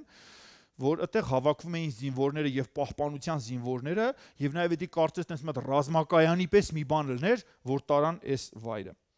Հետո այդտեղից հետո մենք տեսնում ենք մոտավոր քարտեզը էլի, որ այդտեղից բերեցին Պիղատոսի մոտ, չէ, իսկ Պիղատոսի Հերովդեսի պալատը ըստ էլի տեղերը անհայտ է։ Հերովդեսի պալատի տեղը մոտավորապես գիտեն, որ ճիշտ տեղում է, եւ Պիղատոսի այդ տեղն էլ որտեղ որ Պիղատոսը նստում էր, էլի Հերովդեսի այդ պալատի մոտերքում էր գտնվում, էլի եմ ասում, սրանք մոտավոր բաներ է գծված։ Տարան Պիղատոսի մոտ, հետո հետ բերեցին Հերովդեսի մոտ, հետո նորից տարան Պիղատոսի մոտ, Հիսուսին չէ, եւ հետո Պիղատոսը Հիսուսին ուղարկեց Գողգոթա խաչվելու։ Եվ ամենամոտ դարպասը, որը որ կար, որը որ դուրս է գալիս այդ տարածքից, գիտեք որ դարպասն է, հա? Եսայի 4-րդ գլուխը կոչվում է Մեսիայի փրկություն, եւ 4-րդ գլուխը խոսում է նաեւ 4-րդ խոսքում ասում է հետեւյալը, Եսայի 4:4. Երբ որ Տերը լվացած կլինի Սիոնի աղջկերանց ախտը եւ Երուսաղեմի արյունները եւ նրա միջից մաքրած կլինի իրավունքի հոգով եւ այրող հոգով։ Դեպի Գողգոթա տանող ամենամոտ դուռը դա Քեբրոնի դուռն է, որը տանում է դեպի ապաստանի քաղաք։ Հետաքրքիր է, չէ՞։ Քանի որ Քեբրոնը ապաստանի քաղաք էր եւ Դավիթը շատ անգամներ ապաստան գտավ Քեբրոնում, բայց Քրիստոսը չփախավ ապաստանի քաղաք, այլ քանի որ ապաստանի քաղաքը ինքն էր։ Ես ապաստանի քաղաքների մասին հիշում եք, մի անգամ պատգամ տվել եմ ձեզ, որ ասում էի ապաստանի քաղաքը մի տեղ էր, որտեղ որ մեղավորը փախնում էր, որտեղ որ չէին կարա իրան սպանեին, որտեղ որ իր վրա դատ պետք է լներ, իրան պետք է ապացուցեին, այսինքն բոլոր հիմքերը պետք է լներ։ Եթե ոչ, արյան վրիժառուն չէր կարա սպաներ, երբ որ դու մտնում էիր ապաստանի քաղաք։ Եվ հետաքրքիր է, որ այս Քեբրոնի դռնով շատ անգամներ Դավիթը փախավ, չէ՞, ու կյանք գտավ Քեբրոնում այս դարպասներով, բայց Հիսուսը Քեբրոնի դարպասներից դուրս եկավ, բայց չփախավ ապաստանի քաղաք, որտեղ ինքը ապաստանի քաղաքն էր եւ ամբողջ աշխարհը պետք է ապաստան գտներ Հիսուս Քրիստոս ապաստանում։ Նա դուրս եկավ եւ այս դարպասները հիշում եք, ես որ ասեցի, սա կոչվում էր ընկերության դուռ, Աստծո սիրելի դռնով, ընկերոջ դռնով, որտեղ Աբրահամը Աստծո սիրելին էր, հիշում եք, սա իմ կարծիքն է, եւ նա մեզ պատվիրեց սիրել միմյանց, սիրել ընկերոջը ինչպես իմ անձի պես, Հիսուսի խոսքերն էր, քանի որ ոչ ոք ավելի մեծ սեր չունի, քան մեկը, ով իր անձը կդնի իր ընկերոջ կամ իր բարեկամի համար։ Հետաքրքիր է, Հիսուսը ինչ ասեց, դուք եք իմ բարեկամները։ Ամեն։ Ռուսերենով գրված է ոչ թե իր անձը կդնի, այլ գրված է ով իր հոգին կդնի իր ընկերների համար։ Հիսուսը դրեց իր հոգին, իր անձը մեր բոլորի համար։ Սաղմոս 91-ի 1:10, Սաղմոս 42-ի 1, 2 եւ 5 եւ Սաղմոս 43-ի 1 եւ 5 խոսքեր։ Դեպի ապաստան տանող դուռը միակ Քրիստոսն է։ Աստված հրյաներին չի թողել մենակ աղբի դուռը, այլ նրանց համար, ինչպես հայերի համար, ունի պատրաստած նաեւ Սիոնի դուռը։ Հիշում եք, որտեղ ես ասեցի հայկական թաղամասն են գնում այս ներքևի մասում։ Մի կողմից մտնում ես հрьяաներն են, մի կողմից մտնում ես հայերն են։ Մենակ ինչ ասեմ, Զիբիլի դուռը չի մնացել հрьяաներին, որը տանում է դեպի լացիպատ։ Սիոնի դուռը կա, որը տանում է դեպի փրկություն։ Հետաքրքիր է։ Մենք հիմա ես հիշում եք, որ ասում էի 5 տակարանը բանալի է։ Երբ որ ես այս թեման պատրաստում էի, Աստված ինձ մի հատ Սուրբ Հոգին մի հատ բանալի է տվել, այս այդ մասին ես ձեզ ուրեմն ցույց կտամ կտեսնեք։ Սաղմոս 102:13 խոսքերն եմ կարդում։ Դու վեր կկենաս եւ Սիոնին կողորմես, որովհետեւ ժամանակն է նրան ողորմելու, որովհետեւ որոշված ժամանակը հասավ։ Այսինքն կար որոշված ժամանակ, որ պետք է հասնի եւ այդ որոշված ժամանակում նոր Աստված քեզ պիտի ողորմություն անի։ Սաղմոս 87:2 Տերը սիրում է Սիոնի դռները ավելին, քան Հակոբի բնակարանները։ Սաղմոս 9:14 Որ քո ամեն օրհնությունները պատմեմ Սիոնի աղջկան դռներում եւ քո բոլոր փրկությունով ցնծամ։ Սաղմոս 76:2 Եվ Սաղեմի մեջ է նրա խորանը եւ նրա բնակարանը Սիոնի մեջ։ Մատթեոս 21:5 ասեք Սիոնի աղջկան, ահա քո թագավորը քեզ մոտ է գալիս հեզ եւ էշն ու ավանակի քուռակը հեծած։ Այս խոսքերը որ կարդացի, մեկ էլ ոնց որ մի հատ միտք, ես կարծում եմ որ Սուրբ Հոգին էր այդ միտքը տվեց։ Ինչ է նշանակում Սիոն, սիրելի Աստծո ժողովուրդ։ Ով գիտի ինչ է նշանակում Սիոն։ Սիոն նշանակում է Աստծո հավատարիմ։ Մեկ էլ մի հատ միտք։ Հիմա Սիոն բառը փոխի այս բոլոր համարների մեջ, որ գրել ես, ու Սիոնի փոխարեն կարդա Աստծո հավատարիմ, որ քո համար ավելի պարզ լինի։ Եվ տեսեք, հիմա նույնը կարդում եմ փոխված, տեսեք ինչ է ստացվում։ Դու վեր կկենաս եւ Սիոնին կողորմես չէ, Աստծո հավատարիմին կողորմես, որովհետեւ ժամանակն է նրան ողորմելու, որովհետեւ որոշված ժամանակը հասավ։ Հաջորդը Սաղմոս 87:2 Տերը սիրում է Աստծո հավատարիմի դռները ավելի քան Հակոբի բնակարանները։ Ես ուղղակի բառերն եմ փոխում։ Սաղմոս 9:14 որ քո ամեն օրհնությունները պատմեմ Աստծո հավատարիմ աղջկան դռներումը եւ քո փրկությունով ցնծամ։ Ով է Աստծո հավատարիմ աղջիկը։ Սաղմոս 76:2 եւ Սաղեմի մեջ է նրա խորանը եւ նրա բնակարանը Աստծո հավատարիմի մեջ։ Աստծո հավատարիմը ով է։ Տերն ասես դուք եք Սուրբ Հոգու տաճար, որտեղ է Աստծո բնակարանը, Աստծո հավատարիմի մեջ։ Ամեն մեկի մեջ չի այսօր, որ մարդկան մտածում է ինքը պիղծ է, բայց ինքը Սուրբ Հոգու տաճար է։ Ոչ, Աստծո բնակարանը Սիոնի մեջ է, որը նշանակում է Աստծո հավատարիմ, այսինքն Աստծո հավատարիմի մեջ է Աստծո բնակարանը։ Եվ Մատթեոս 21:5 ասեցեք Սիոնի աղջկան, փոխում ենք, ասեք Աստծո հավատարիմ աղջկան, ահա քո թագավորը քեզ մոտ է գալիս հեզ եւ էշն ու ավանակի քուռակը հեծած։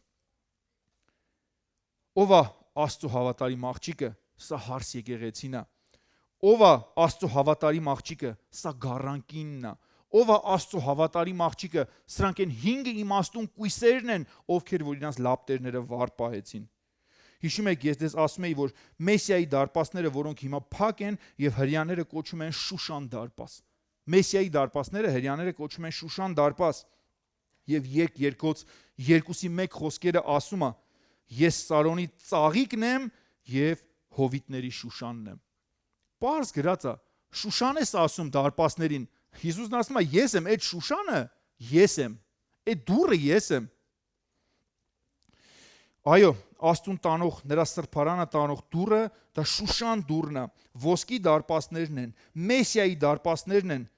որի անունն է Հիսուս Քրիստոս։ Հետաքրքիր է, որ Աստվածաշնչում, երբ որ ես նայում էի, ես ասեցի, չէ, որ շատ դռների մասին է խոսվում։ Համարները չասեմ, որտեվ շատ է։ Հույսի դուռ, արդյունավոր դուռ, բացված դուռ, երկնքի դուռ, խորանի դուռ, Տիրոջ տան բարձր դուռ, ոչխարների դուռ, Տիրոջ տան դուռ, տաճարի եւ սրբարանի դուռ, Երուսաղեմի դուռ, հավիտենական դռներ, ձկների դուռ, Տիրոջ դուռ, նեղ դուռ, ես եմ դուռը, հավատքի դուռ, խոսքի դուռ, սրտի դուռ, աղբյուրի դուռ, ջրի դուռ եւ անկյան դուռ։ Եվ Հիսուսը, տեսեք, ինչքան փրկության հնարավորություն է տալիս մարդկանց, Հիսուս, ով խաչվեց Գողգոթայի խաչի վրա, զատիկը, որը մենք տոնում ենք եւ դեռ մենք տոնելու ենք մեր եկեղեցում ապրիլի 14-ին, որ Հիսուս մեռավ, բայց ինչպես որ Աստծո խոսքն է ասում, մնաց մեռած, թե չէ, որտեվ երրորդ օրը Հիսուս հարություն առավ մեռելներից։ Քրիստոս հարյավ ի մեռելոց։ Քրիստոս հարյավ ի մեռելոց։ Ավելի բարձր չեն կարող ասենք։ Քրիստոս հարյավ ի մեռելոց։